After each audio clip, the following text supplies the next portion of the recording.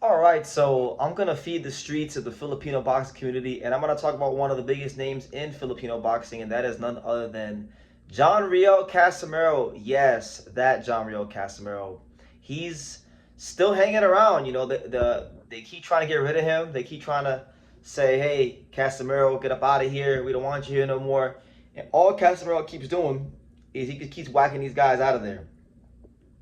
And so recently, last month in early June, he had a fight against Luis Neri. I didn't get a chance to really talk about it, but he knocked out Luis Neri in 4 rounds. And a lot of the Japanese boxing fans and the Inoue fans got angry when I when I made a simple observation. But he got Luis Neri out of there 2 rounds quicker than Naoya Inoue, right? And we all know back in 2020, Inoue and Casimero were supposed to fight each other. It was a fight that, at that time I was really excited about because Inoue, I don't think, had fought a puncher to that magnitude. I mean, he fought Donaire, but I would say Casimero was a bit more unorthodox, so it brought a different element to the fight, right? So you fast forward with that win over with that win over Luis Neri, which is crazy because if you look at his last 4 fights, he knocked out Saul Sanchez in 1 round because he came in overweight.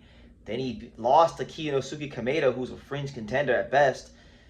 And then he beat a random 11-5 guy.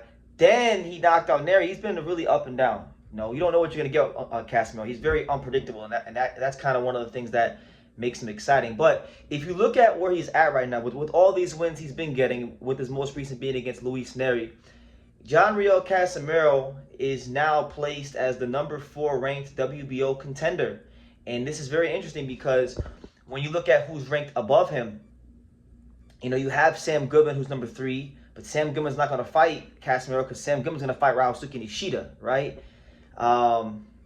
That's a fight that got ordered for the IBF. Number 2 is Junto Nakatani, right? But Junto Nakatani, his highest ranking is the WBC, where he's number 1. So people, it is safe to assume that Nakatani will go the WBC route rather than going to the WBO, which means that really, in a de facto sense, even though he's not number 2 in the rankings, John Riel Casimero really is number 2 in the rankings when you know what's going on with number 2 and 3 in front of him, right?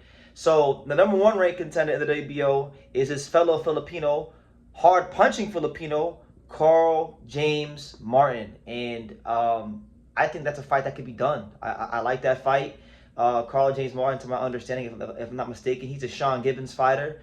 And, Casimero is a 3150 Kameda Promotions fighter, which I'll get to in a second.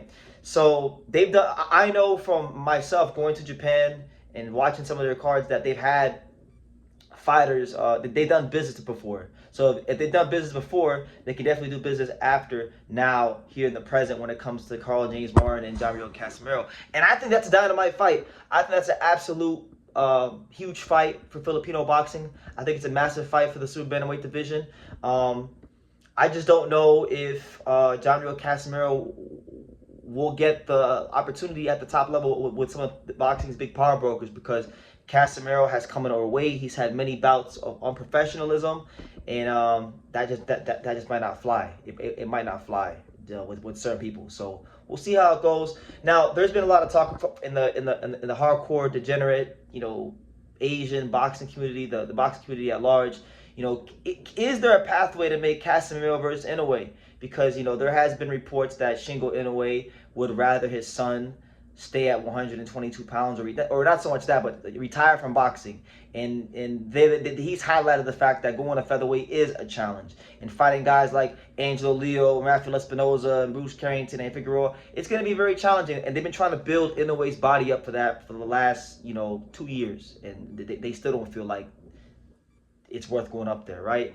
So because for that reason, it is possible Inoue could stay at 122 pounds. There's been talk about him fighting Bam, right, at 122 pounds. There's been rumblings of him potentially fighting Ryosuke Nishida, right? But if he's going to stay at 122 pounds and Casimero is the number 4 ranked contender, I mean, damn, we might have to start opening up those conversations again. Could we get John Riel Casimero to fight Naoya Inoue? Now,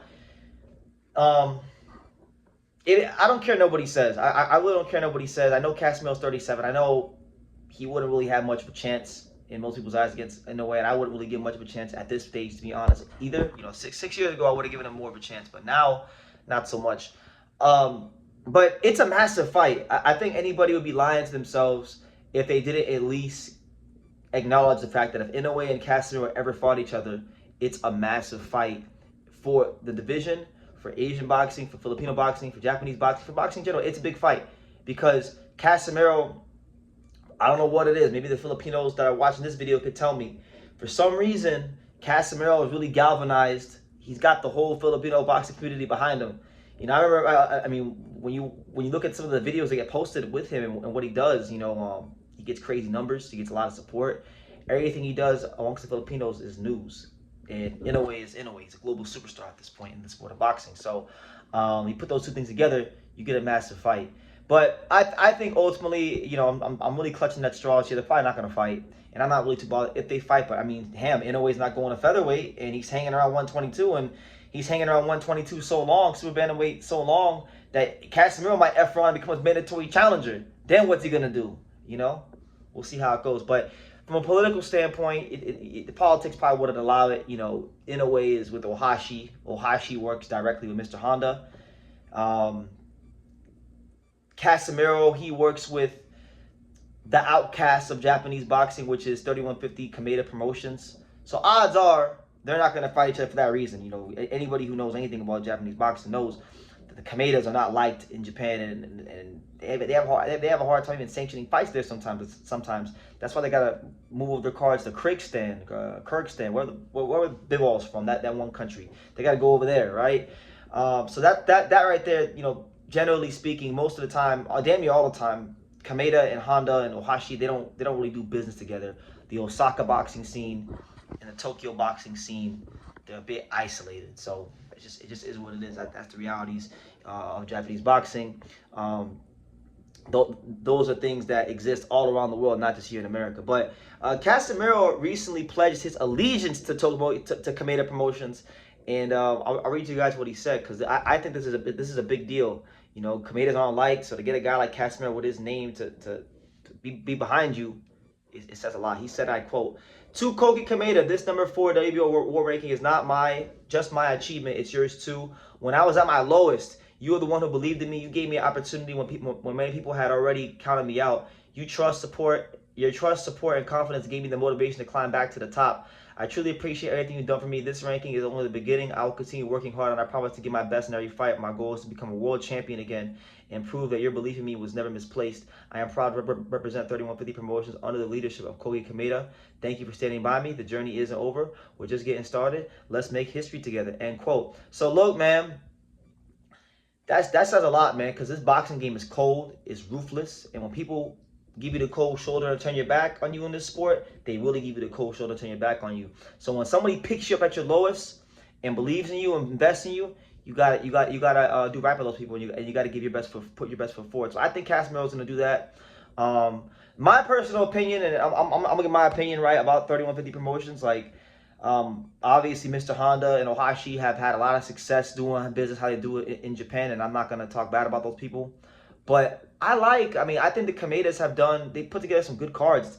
You can say what you want about other stuff, but as far as the matchmaking and that aspect of it, they've done a good job. I've been following 3150 Promotions, and I've enjoyed a lot of their cards. And I don't think everything they have to bring to the sport of boxing is a bad thing. You know, I think there is a world where people could coexist, but that's just me. I'm an optimistic guy. I'm a glass half full type of person, not a glass half empty type of person. So, yeah, we'll see how it goes, man. But yeah. I think the fight that should happen, really and truthfully, is Casimero versus Carl James Martin. I think that's a great fight. I see a bit in a sense of as like a passing of the torch fight for both guys. Casimero being the older Japanese knockout artist, Carl James Martin being the younger Japanese knockout artist. Really marketable fight, really intriguing fight. Politics-wise, I think it lines up. And that could even be like a WBO final eliminator. Maybe the winner of that fight becomes Naoya Inoue's mandatory challenger. And look, if Casimero can win that, all of a sudden, you got to talk about John Riel Casimero as a legitimate opponent for Naoya Inoue. You know, because if he becomes mandatory, these Filipinos, they're gonna be on Inoue's head. They're gonna be, you know, calling him a chicken runner and all this stuff. They still call Floyd all these years for beating Manny Pacquiao. So, you know, these are the potential scenarios that are at play.